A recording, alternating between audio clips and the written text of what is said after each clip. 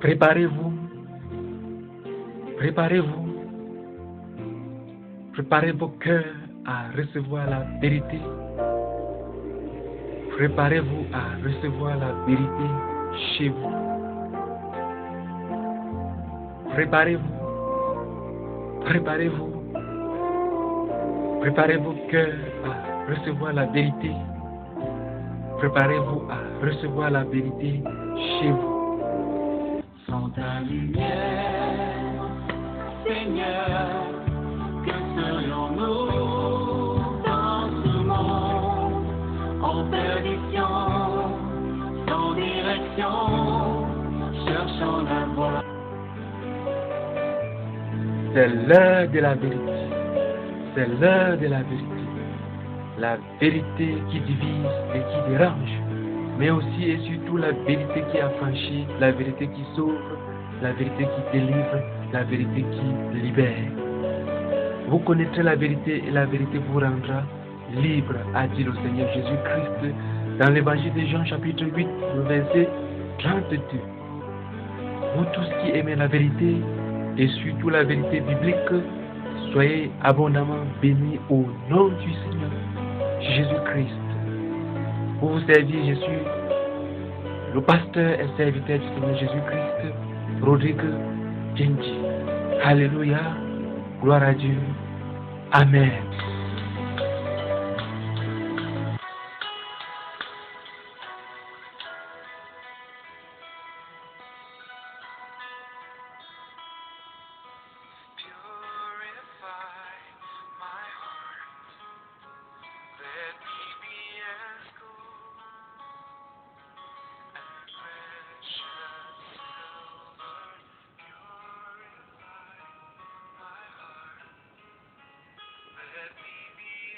Chers frères et sœurs en Christ, et vous tous qui m'écoutez en ce moment même, recevez mes sincères et chaleureuses salutations dans le merveilleux et glorieux nom de notre Rédempteur et Seigneur Jésus-Christ.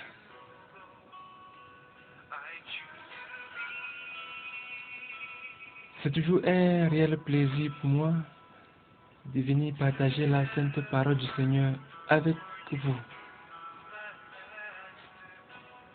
Une fois de plus, ma prière est que ce message que nous allons partager puisse vraiment trouver de la place dans vos cœurs et surtout que ce message puisse transformer vos vies d'une façon significative.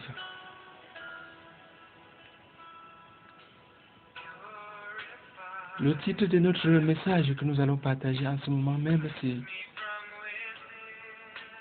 « Ce qu'on n'enseigne plus aux chrétiens ».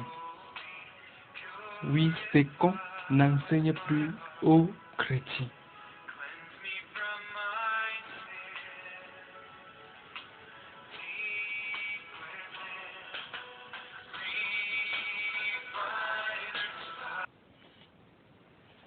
Seigneur Jésus,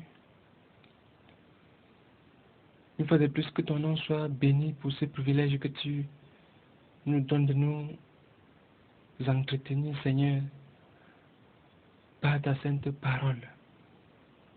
Seigneur, je prie que toi-même tu bénisses cette parole, cet enseignement. Je bénis cet enseignement, Seigneur, afin que tous ceux-là qui m'écoutent, tous ceux-là, Seigneur, qui sont en train de m'écouter en ce moment même, puissent vraiment être bénis au travers de ce partage, au travers de cet enseignement. Tu de grâce, tu de bonté. Je prie que tous ceux qui vont écouter ce message, que leur vie ne soit plus la même, que leur vie puisse être vraiment changée. Merci Seigneur, parce que par ta parole, tu redresses. Par ta parole, Seigneur, tu corriges. Par ta parole, tu exhortes. Par ta parole, tu encourages, par ta parole, tu relèves même ceux qui sont tombés. Une fois de plus, Seigneur, je te dis merci d'avance parce que je crois que tu es vivant et que ta parole aussi est vivante et que certainement tu vas agir dans le cœur au-delà même de tout ce que je peux te demander en ce moment même. Seigneur Jésus, que ton nom seul puisse continuer à être élevé et exalté, magnifié au-dessus de tous les noms, maintenant et pour toujours. Alléluia. Amen. Oui, nous allons partager la sainte parole du Seigneur. Et je disais tantôt que le titre de notre message, c'est « Ce qu'on n'enseigne plus aux chrétiens ». Ce qu'on n'enseigne plus aux chrétiens. Mais l'Esprit dit expressément que dans les derniers temps, quelques-uns abandonneront la foi pour s'attacher à des esprits séducteurs et à des doctrines des démons. Mais l'Esprit dit expressément que dans les derniers temps, quelques-uns abandonneront la foi pour s'attacher à des esprits séducteurs et à des doctrines des démons. 1 Timothée chapitre 4, le premier verset. Car il viendra un temps où les hommes ne supporteront pas la saine doctrine, ayant la démangeaison d'entendre des choses agréables, ils se donneront une foule de docteurs selon leurs propres désirs, détourneront l'oreille de la vérité et se tourneront vers les fables. 2 Timothée chapitre 4, les versets 3 et 4. Car il viendra un temps où les hommes ne supporteront pas la saine doctrine, ayant la démangeaison d'entendre des choses agréables, ils se donneront une foule de docteurs selon leurs propres désirs, détourneront l'oreille de la vérité et se tourneront vers les fables. 2 Timothée chapitre 4, les versets 3 et 4. Je dois avouer que c'est avec douleur dans mon cœur que j'aborde ce sujet. C'est qu'on n'enseigne plus aux chrétiens. C'est qu'on n'enseigne plus aux chrétiens. C'est devenu monnaie courante. Je voudrais dire même la mode dans les milieux chrétiens de prêcher sur des sujets tels que le succès, la puissance du Saint-Esprit, les miracles, la prospérité. L'or et l'argent appartiennent à Dieu. Les guérisons spectaculaires, la sémence que Dieu doit multiplier. Donnez, donnez, donnez et vous serez bénis. Et ainsi de suite.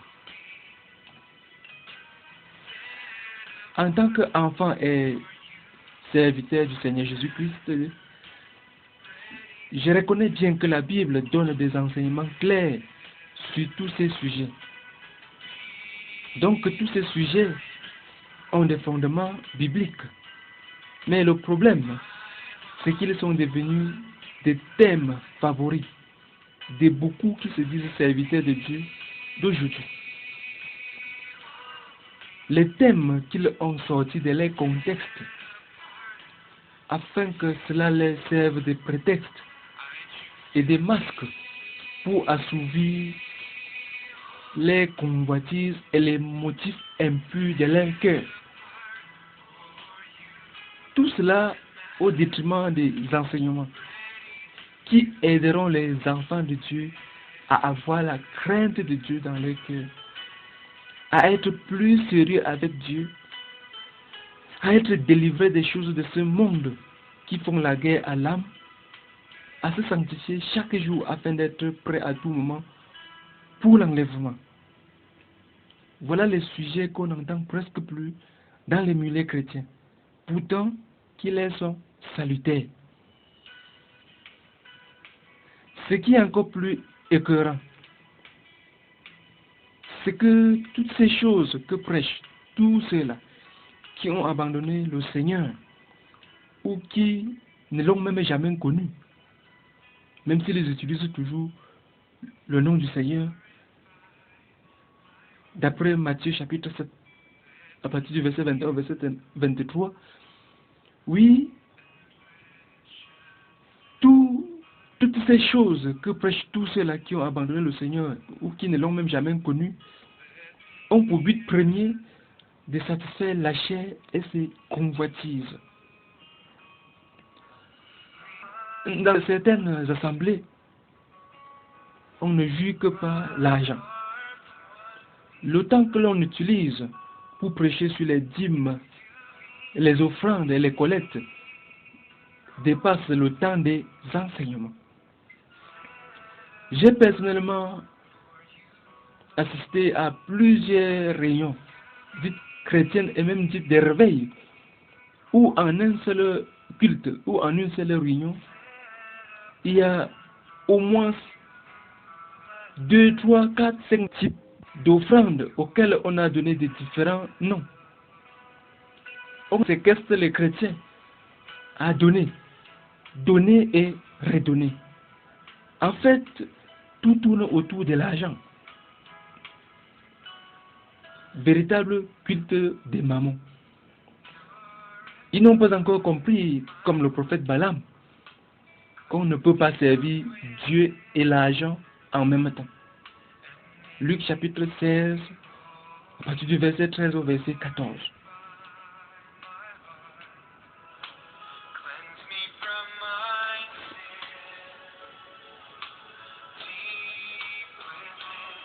Et dans d'autres assemblées, on ne juge que par les miracles.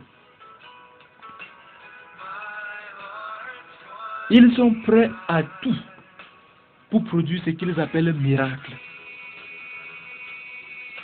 Ainsi, les portes sont grandement ouvertes à Satan et ses démons pour qu'ils se manifestent et possèdent ces pauvres âmes pour lesquelles le Seigneur a donné sa vie à la croix. Oui, dans certaines assemblées, l'esprit d'épilepsie est puissamment à l'œuvre. Oui, l'esprit des tombe. Parce que je ne sais pas si le Saint-Esprit de Dieu, le Saint-Esprit du Dieu vivant, est un esprit d'épilepsie ou un esprit de tombe. Lorsqu'on voit dans beaucoup de milieux religieux, les gens tomber en désordre, au point même de se faire mal. Lorsqu'on voit les gens tomber et retomber, et que certaines personnes applaudissent en disant que voilà le Seigneur à l'œuvre, voilà la puissance du Saint-Esprit, je me demande toujours si le Saint-Esprit de Dieu est un esprit de tombe ou un esprit d'épilepsie. Non, le Saint-Esprit de Dieu vivant n'est pas un esprit de tombe ni un esprit d'épilepsie. Parce que ce qu'on voit aujourd'hui n'a rien de biblique. Tout ce qu'on voit aujourd'hui n'est que du spectacle. Tout ce qu'on voit aujourd'hui n'est que du show. Et derrière ce spectacle, derrière ce show, je crois qu'il y a les esprits maléfiques qui se manifestent. Cette puissance qui fait tomber les gens en désordre. Cette puissance qui fait tomber les gens n'importe comment au point qu'ils puissent se faire mal. Non, ce n'est pas un esprit qui vient du Dieu vivant. C'est un esprit qui vient du monde des ténèbres. Parce que lorsqu'on lit la Bible, le Seigneur Jésus-Christ en personne, lorsqu'il manifestait sa puissance et que en face de lui se trouvait une personne possédée par des démons ou par un démon, ce démon ou ces démons sortaient une fois pour toutes. Et ces personnes étaient aussi délivrées une fois pour toutes. Et ça n'avait rien de spectaculaire.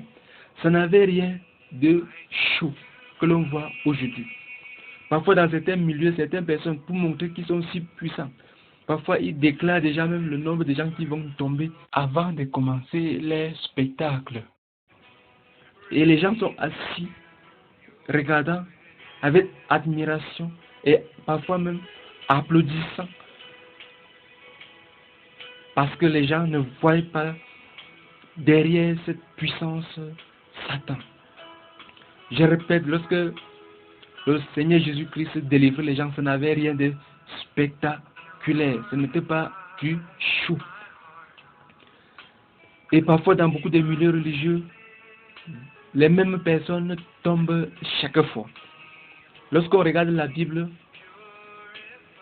les gens étaient délivrés une fois pour toutes lorsque la puissance du Seigneur Jésus-Christ se manifestait. Il dit bien, ils étaient délivrés une fois pour toutes. Donc les gens qui tombent chaque fois, et presque tous les jours où il y a ce spectacle, ça montre tout simplement que ça n'a absolument rien à voir avec la parole de Dieu. Et laissez-moi vous dire que certaines personnes s'en vont, même dans le monde des ténèbres, chercher cette puissance. Et ce qui est vraiment triste, c'est que c'est au milieu des enfants de Dieu qu'ils viennent se manifester. C'est au milieu des enfants de Dieu qu'ils viennent se produire comme des artistes. Et beaucoup d'enfants de Dieu, même nés de nouveau, n'arrivent pas à discerner derrière cette puissance, la puissance de Satan.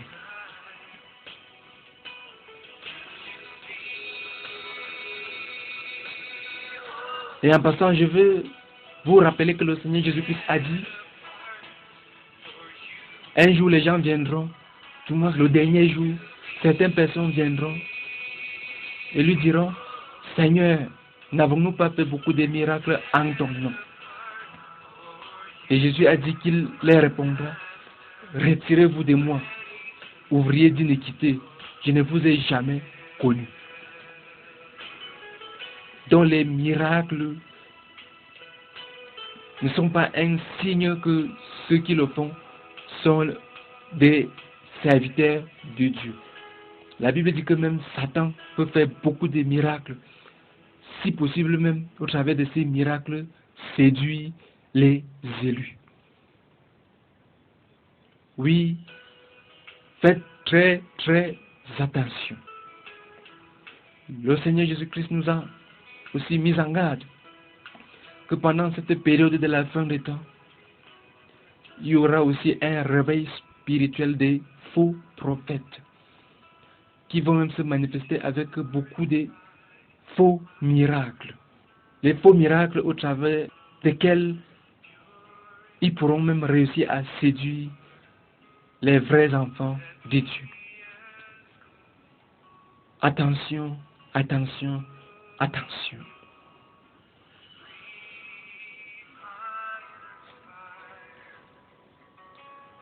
La Bible nous dit que quiconque va plus loin et ne demeure pas dans la doctrine de Christ n'a point Dieu. Deuxième épître de Jean, verset 9. Donc si vous êtes dans ces genre de milieux où on ne juge que par de l'argent, où on ne juge que par les miracles, je vous recommande de sortir le plus tôt possible avant qu'il ne soit trop tard.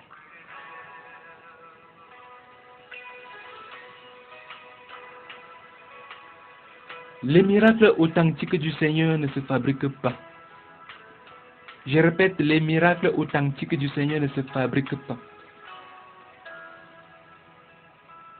Les miracles, les guérisons, ou même les richesses, ne sont et ne seront jamais le but en soi à atteindre pour les vrais chrétiens. Mais ce ne sont que la conséquence de leur appartenance à Dieu et surtout de la fidélité de Dieu à accomplir ses promesses. Mais comme il le veut et quand il le veut, Parce qu'il est souverain. Dieu est souverain. Rappelez-vous ceci. Les miracles suivent et accompagnent les vrais enfants de Dieu et non le contraire. Oui, un vrai enfant de Dieu, un vrai chrétien ne suit pas les miracles. Mais la Bible dit que les miracles suivent et accompagnent les vrais chrétiens. Dieu lui-même a dit, j'ordonnerai à la bénédiction de te suivre. Voilà la parole de Dieu. Donc les miracles me suivent et m'accompagnent.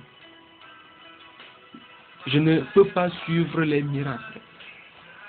Ce sont les miracles qui vont me suivre et m'accompagner si je marche dans la soumission totale et dans la volonté de Dieu. Les miracles me suivent et m'accompagnent. Si tu marches dans la volonté de Dieu, si tu marches dans la soumission totale à Dieu, les miracles vont te suivre et vont t'accompagner. Le plus grand miracle, c'est une vie purifiée de toute souillure, de toute iniquité, et c'est une vie délivrée de la voie pécheresse. C'est un cœur inondé par la crainte de Dieu. Oui, lorsque votre vie est purifiée de toute souillure, lorsque vous êtes purifié de toute iniquité, lorsque vous êtes délivré de la voie pécheresse, lorsque votre cœur est inondé par la crainte de Dieu, estimez-vous heureux, estimez-vous heureuse, parce qu'un grand miracle a eu lieu dans votre vie.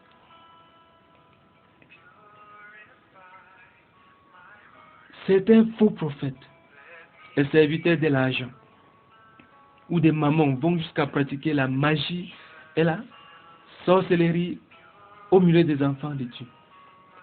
Avec un cœur exercé à la cupidité, ils séduisent et égarent les chrétiens mal affermis. On les entend le plus souvent dire, fermez les yeux et ayez foi que vous serez riches, que vous aurez une femme ou un mari, que vous aurez des voitures, des belles maisons, la guérison, la puissance. On les entend aussi le plus souvent dire, amenez telle somme d'argent, je vais prier pour vous et Dieu va multiplier. Et les chrétiens qui ne lisent pas les Bibles tombent dans le piège du diable en les suivant dans les folies. Ils ont fait de Dieu un marabout. Quelle abomination! Le Seigneur dit, malheur à vous, conducteurs aveugles. Vous fermez aux hommes le royaume des cieux, vous n'y entrez pas vous-même, et vous n'y laissez pas entrer ceux qui veulent entrer. Hypocrite, comment échapperez-vous au châtiment de Dieu? Vous qui promettez la liberté, alors que vous êtes vous-même esclaves de la corruption. Oui, vous qui promettez la liberté, alors que vous êtes vous-même esclaves de la corruption. 2 Pierre chapitre 2, à partir du verset 13 au verset 19.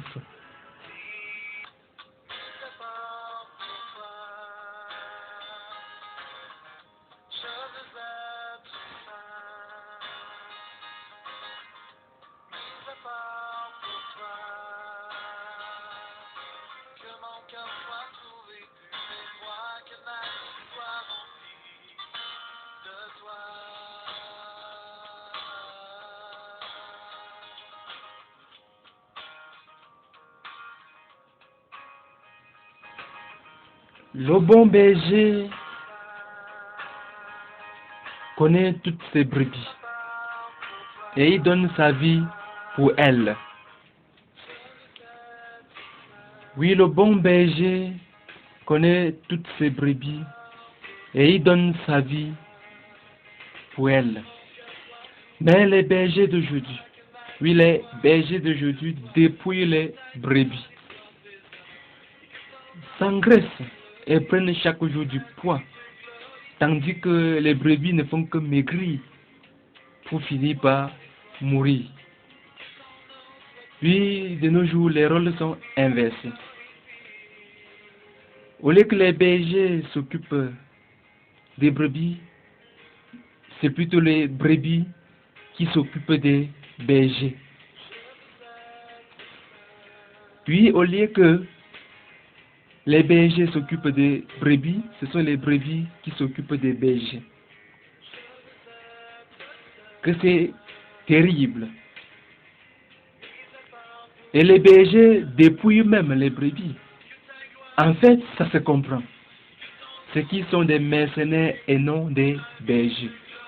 Beaucoup qui se disent être des bergers et des pasteurs, en réalité ne sont que des mercenaires. Ce ne sont pas des bergers, ce ne sont pas des pasteurs. Parce qu'un bon pasteur donne sa vie pour ses brebis. Un bon pasteur prend soin de ses brebis à tous les niveaux, spirituellement, financièrement et matériellement. Oh chrétien, dis-moi ce qu'on t'enseigne et je te dirai qui tu es. Chrétien, dis-moi ce qu'on t'enseigne et je te dirai qui tu es. Écoute, le Seigneur ne nous a pas promis une marche facile dans ce monde. Marc chapitre 8 à partir du verset 34 et verset 36.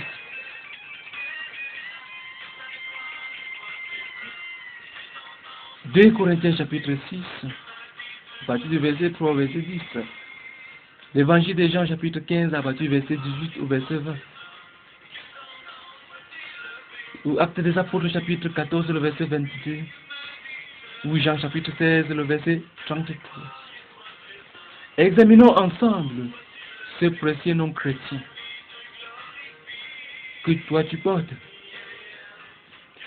Chrétien vient de Christ, donc comme Christ. Chrétien vient de Christ, comme Christ. Donc, porter ce nom, c'est s'engager à vivre comme le Seigneur Jésus-Christ, qui est le Maître, a vécu. Et comment a vécu le Seigneur Jésus-Christ, notre modèle? Déjà à 12 ans, Jésus était conscient de sa mission sur terre, à savoir s'occuper des affaires de son Père. Et plus tard, il dira à ses disciples, il faut aussi que j'annonce aux autres villes la bonne nouvelle du royaume de Dieu, car c'est pour cela que j'ai été envoyé. Luc chapitre 4, verset 43. Bien-aimés, chers frères et sœurs, chers frères, chères sœurs, sais-tu pourquoi tu es dans ce monde? Sais-tu ce que tu as à faire? Et si tu le sais et tu es en train de le faire, ou bien tu t'es fondu par conformisme dans la masse, dans la foule. Faisons l'œuvre de celui qui nous a envoyés pendant qu'il fait encore jour. La nuit vient où personne ne pourra plus travailler. Rachetons le temps. Sais-tu que tu rendras compte à Dieu pour toi-même? 2 Corinthiens chapitre 5, le verset 10. Romains chapitre 14, le verset 12. Oui, tu rendras compte à Dieu pour toi-même. Lorsque Dieu va t'appeler devant son tribunal, pour que tu puisses rendre compte de la manière dont tu l'as servi sur la terre, ton pasteur ne viendra pas répondre à ta place. Non, tu rendras compte à Dieu pour toi-même. Et tu rendras compte par rapport à ce que tu savais être écrit dans ta Bible, la Bible que tu arrêtes en main presque chaque jour.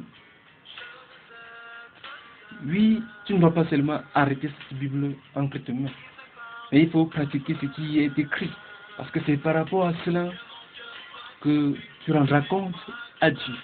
C'est par rapport à cela que tu rendras compte au tribunal du Seigneur Jésus-Christ, pour toi-même.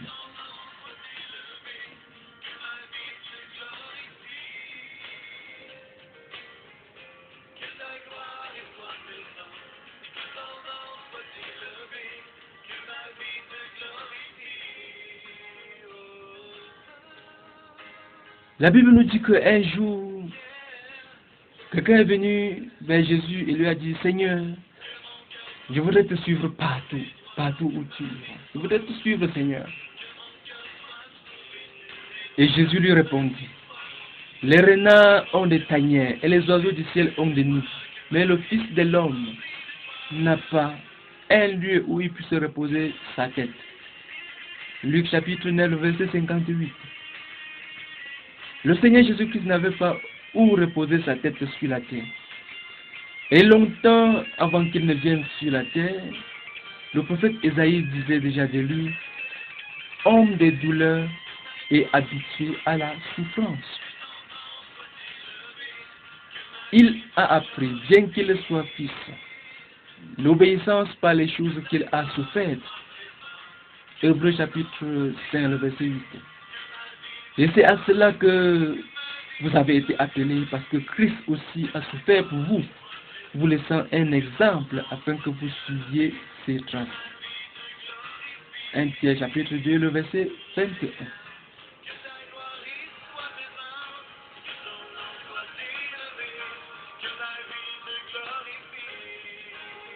Que cela soit bien clair dans nos pensées.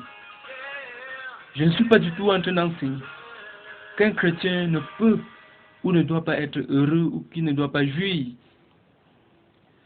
du privilège que lui donne sa position en tant qu'enfant de Dieu. Non, non, non. Moi qui vous parle en ce moment même, je suis très heureux et je profite pleinement de ma position d'enfant de Dieu. Mais ce que je suis en train de vous dire, c'est tout simplement que la Bible ne nous a pas promis grand chose dans ce monde déjà mis pour le jugement.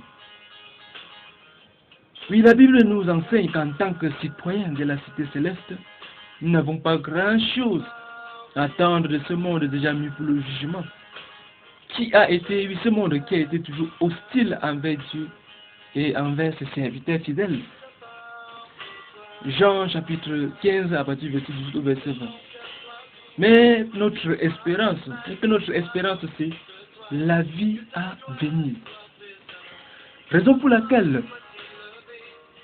nous devons nous attacher seulement aux choses d'en haut. Colossiens chapitre 3 à partir du premier verset au verset 4. Et peu importe toutes les souffrances que nous pouvons endurer pour le Seigneur, car elles ne sauraient être comparées à la gloire à venir. Romains chapitre 8, verset 18. Il n'y a que les ennemis de Dieu et les enfants de ce monde qui ne pensent qu'aux choses de la terre et à leur ventre. Mais la Bible dit que leur fin, c'est la perdition. Oui, il y a beaucoup qui ne pensent qu'aux choses de la terre.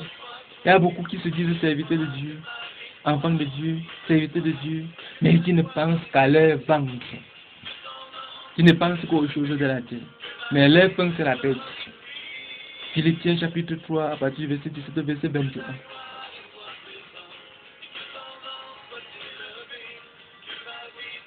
Comme nous dit la parole de Dieu, les hommes ne supportent plus la saine doctrine. Oui, les hommes ne veulent plus que l'on les parle la vérité. Beaucoup ne veulent plus la saine doctrine du Seigneur. Et beaucoup d'enseignants de la parole de Dieu ont cédé à leurs désirs. Parce que eux-mêmes, ayant déjà perdu la communion avec Dieu, ou ne l'ont même pas du tout connu.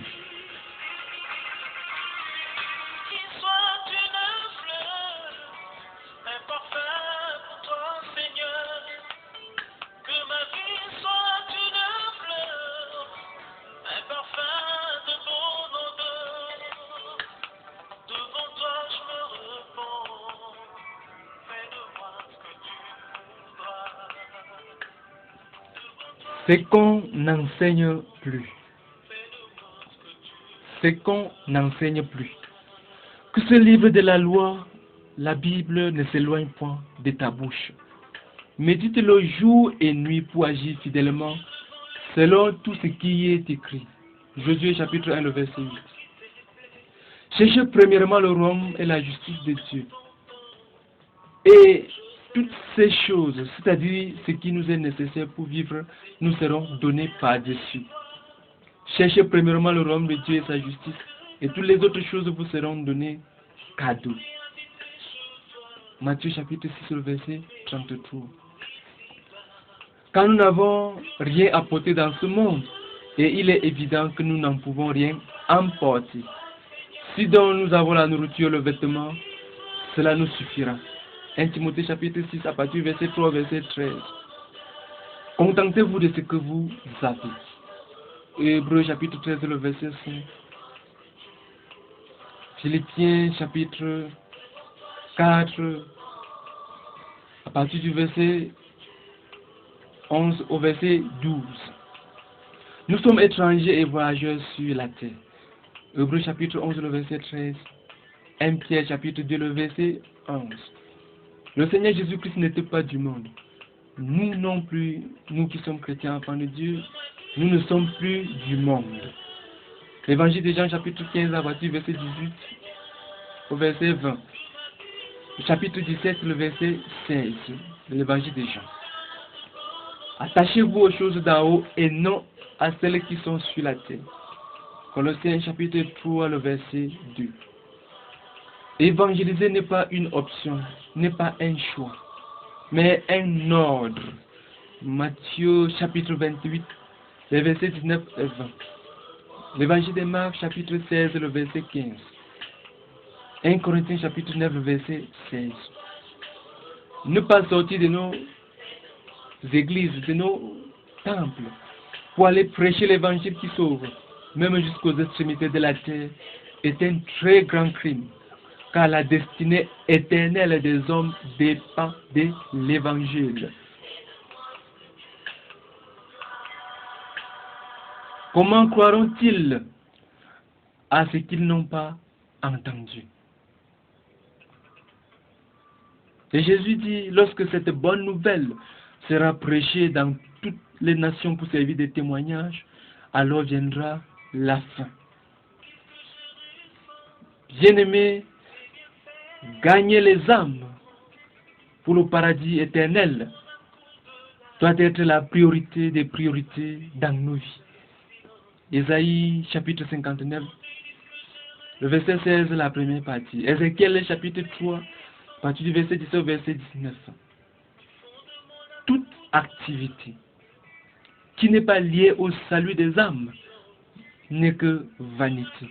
Oui, tout ce que vous pouvez faire, vous qui êtes enfants de Dieu, si ce n'est pas directement lié, ou même indirectement lié au salut des âmes, ce n'est que vanité. Se marier, c'est bon. Car Dieu a dit, il n'est pas bon que l'homme soit seul et que le mariage soit honoré de tous. Mais ne pas se marier afin de pouvoir se consacrer totalement à Dieu et le servir sans distraction, la Bible dit que c'est mieux. 1 Corinthiens chapitre 7, à partir du verset 26 au verset 40. Il y en a qui se sont rendus eux-mêmes uniques à cause du royaume des cieux. Matthieu chapitre 19, le verset 12.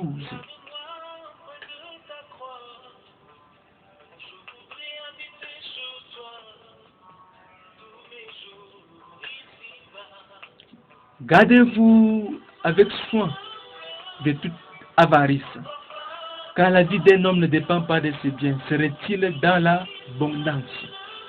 Luc chapitre 12, le verset 15. Ainsi donc, quiconque d'entre vous ne renonce pas à tout ce qu'il possède ne peut être mon disciple, nous dit le Seigneur Jésus-Christ. Luc chapitre 14, le verset 33. Ne vous amassez pas les trésors sur la terre. Vous ne pouvez servir Dieu et les richesses. Matthieu chapitre 6, à partir du verset 19 au verset 24.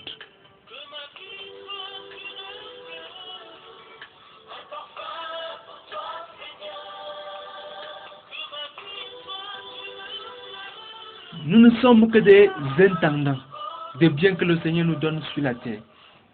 Et un jour, nous rendrons tous compte de la manière dont nous les avons gérés. 2 Corinthiens chapitre 5, le verset 10. 1 Corinthiens chapitre 4, le verset 2. Je vous exhorte donc, frères et sœurs, par les compassions de Dieu, à offrir vos corps comme un sacrifice vivant, saint, agréable à Dieu, ce qui sera de votre part un culte raisonnable. Ne vous conformez pas au siècle présent, mais soyez transformés par le renouvellement de l'intelligence, afin que vous discerniez quelle est la volonté de Dieu, ce qui est bon, agréable et parfait. Romains chapitre 12, les 2 premiers versets.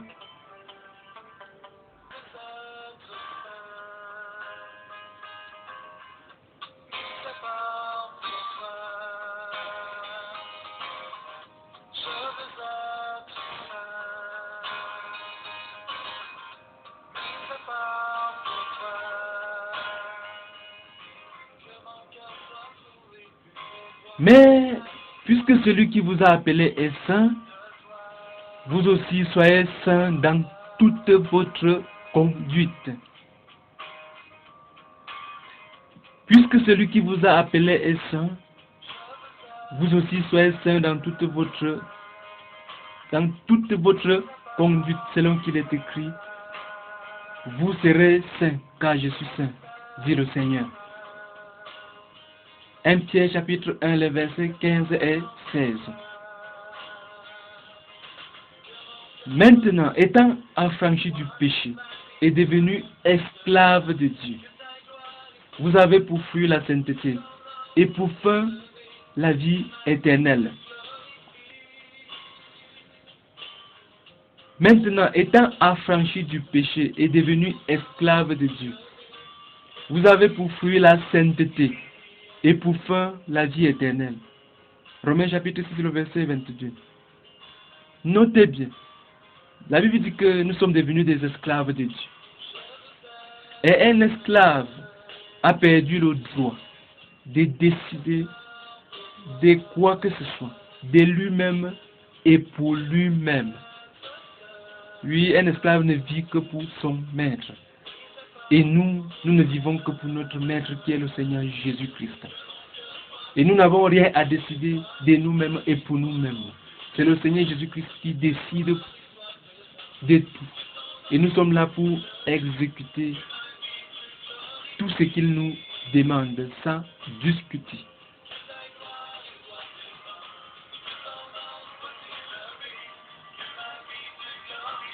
J'ai été crucifié avec Christ.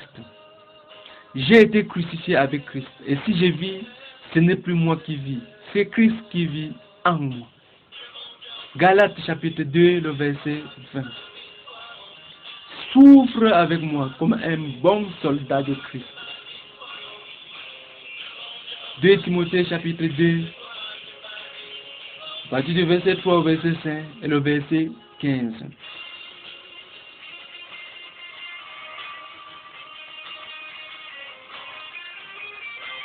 Mes bien-aimés, ne trouvez pas étrange d'être dans la fournaise de l'épreuve, comme s'il vous arrivait quelque chose d'extraordinaire. Réjouissez-vous au contraire de la part que vous avez aux souffrances de Christ, afin que vous soyez aussi dans la joie et dans l'allégresse lorsque sa gloire apparaîtra. 1 Pierre chapitre 4, les versets 12 et 13. Ayant donc de telles promesses, bien-aimés, purifions-nous de toute souillure de la chair et de l'esprit, en achevant votre sanctification dans la crainte de Dieu. 2 Corinthiens chapitre 7, le premier verset. Et la crainte de l'Éternel est le commencement de la sagesse. La crainte de l'Éternel est le commencement de la sagesse. Tous ceux qui l'observent ont une raison saine. Psaume 111, le verset 10.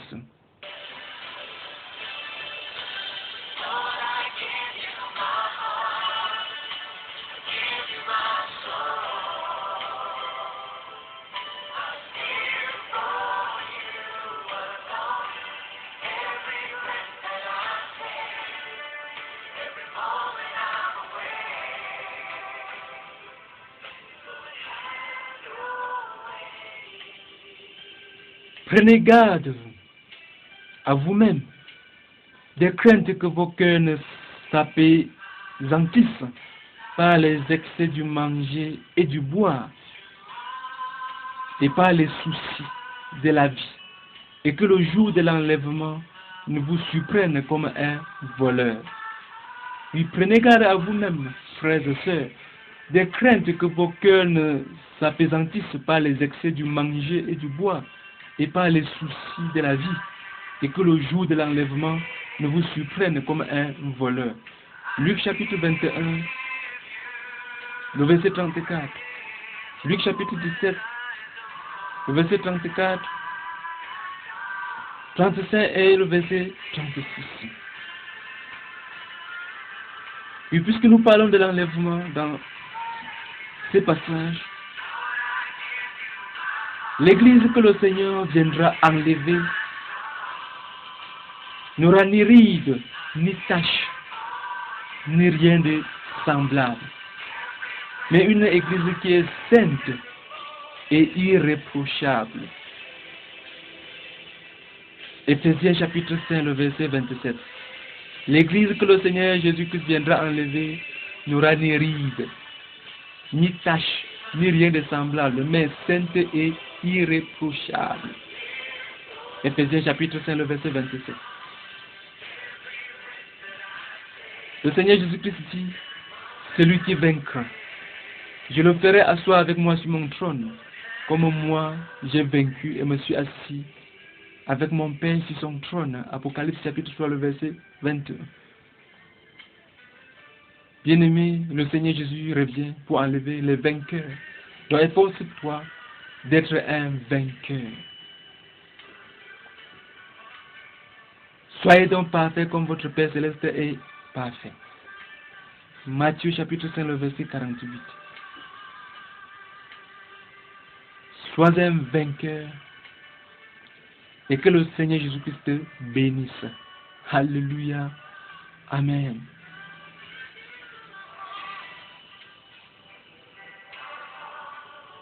Et toi, qui n'as pas encore accepté le Seigneur Jésus-Christ comme ton sauveur personnel et qui vit toujours dans tes péchés, comment échapperas-tu au jugement et à la colère de Dieu à venir? Écoute ce que dit la sainte parole du Seigneur, la Bible. Et si le juste se sauve avec peine, que deviendront l'impie et le pécheur? Si le juste se sauve avec peine, que deviendront l'impie et le pécheur? 1 Pierre chapitre 4, le verset 18.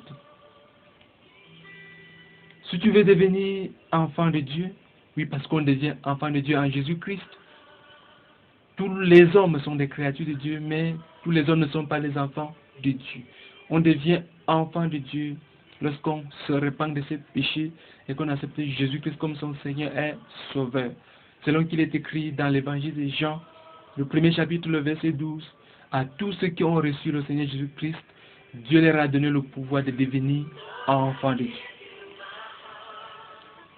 Donc, si tu veux devenir un enfant de Dieu et avoir part à la course chrétienne, course dont le vainqueur recevra une couronne incorruptible, d'après 1 Corinthiens chapitre 9 à partir du verset 24 au verset 27, répands-toi tout simplement, c'est-à-dire confesse tes péchés à Dieu et décide d'abandonner ses péchés et donne ton cœur au Seigneur. Invite le Seigneur Jésus-Christ à venir habiter dans ta vie et fais de lui ton Seigneur et ton Sauveur personnel. Et après cela, tu peux te faire baptiser au nom du Seigneur Jésus-Christ qui est mort pour toi à la croix. Actes des Apôtres chapitre 2, à partir du verset 37 au verset 47. Et demande au Seigneur Jésus chaque jour dans la prière de faire de toi la personne qu'il veut que tu sois. Un vainqueur. Que la grâce et la paix du Seigneur Jésus-Christ soient avec vous tous. Alléluia. Amen.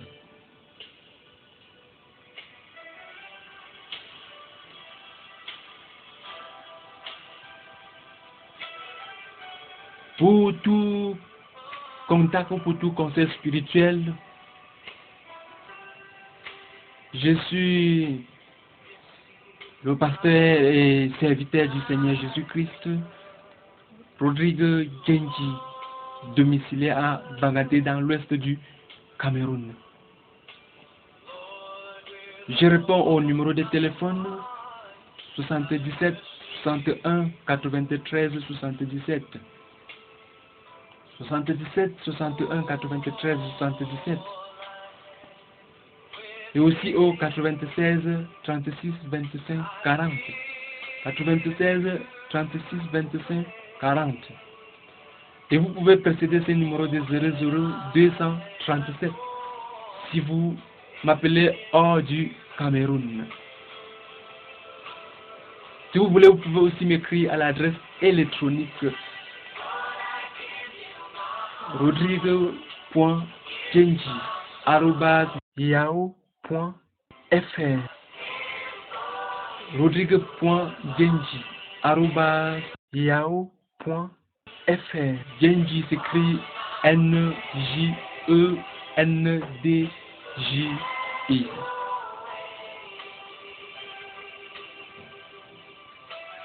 Une fois de plus, que le Saint-Esprit puisse continuer à agir dans vos cœurs au travers de ce message que vous avez écouté. Et que ce message puisse vraiment vous transformer, vous purifier et même vous sanctifier. Selon que le Seigneur Jésus-Christ lui-même a dit, déjà vous êtes purs à cause de la parole de Dieu que vous avez écoutée. Et le Seigneur Jésus-Christ a aussi prié, Père, je te prie, sanctifie-les par ta parole. Mais que cette parole puisse vraiment vous sanctifier. Une fois de plus,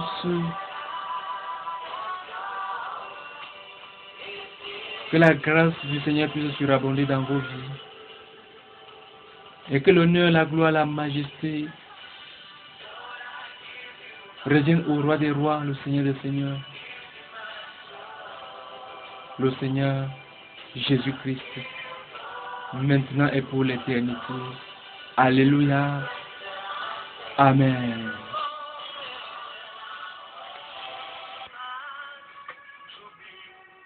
Et sachez aussi que, vous tous qui m'écoutez, que ce message et tous les autres messages, tous mes messages, oui, existent sous forme de brochures, oui, sur des CD, audio, sur des VCD et sur des DVD. Et tout cela est distribué gratuitement. Gratuitement. Parce que Jésus a dit donner gratuitement. La parole de Dieu ne doit pas se vendre. Et d'ailleurs, moi, je ne vends pas la parole de Dieu. Je ne peux pas vendre la parole de Dieu. Donc tout cela est disponible gratuitement. À la limite des stocks disponibles. Oui, à la limite des stocks disponibles parce que je les réalise et je les produis avec mes propres moyens financiers. Oui, avec mes propres moyens financiers. Je finance tout cela parce que je travaille. Et ce que je gagne en travaillant de mes propres mains. J'ai produit la parole de Dieu pour distribuer gratuitement aux gens afin que le maximum de personnes possibles puissent écouter la bonne nouvelle du Seigneur Jésus-Christ et être sauvés. Et dans l'évangile de Marc, chapitre 1, le verset 15, il est écrit: le temps est accompli et le royaume de Dieu est proche. Repentez-vous et croyez à la bonne nouvelle. Le temps est accompli et le royaume de Dieu est proche. Repentez-vous et croyez à la bonne nouvelle. Une fois de plus, soyez bénis abondamment. Que la révélation, la grâce et la miséricorde du Seigneur Jésus-Christ soient votre partage. Et que l'honneur, la gloire, la majesté, le règne et la puissance, l'élévation soient à Jésus-Christ, le roi des rois, le Seigneur des seigneurs, maintenant et pour toujours. Amen, amen, amen.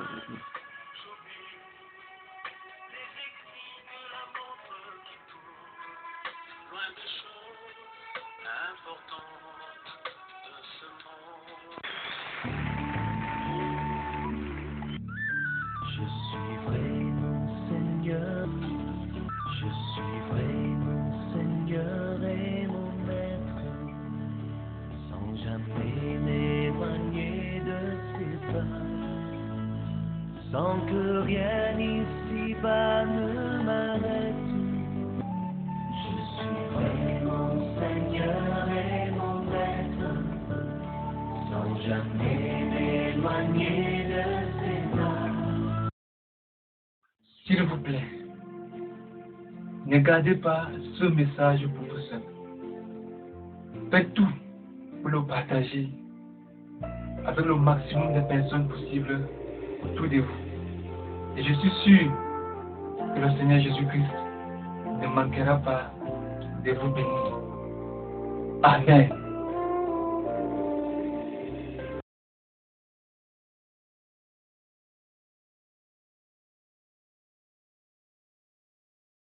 N'oubliez pas que vous pouvez aussi lire, écouter, visionner et télécharger gratuitement mes différents messages sur mon site internet www.pasteur-rodrigue.com. Pasteur Rodrigue, c'est en un seul mot. pasteur-rodrigue.com.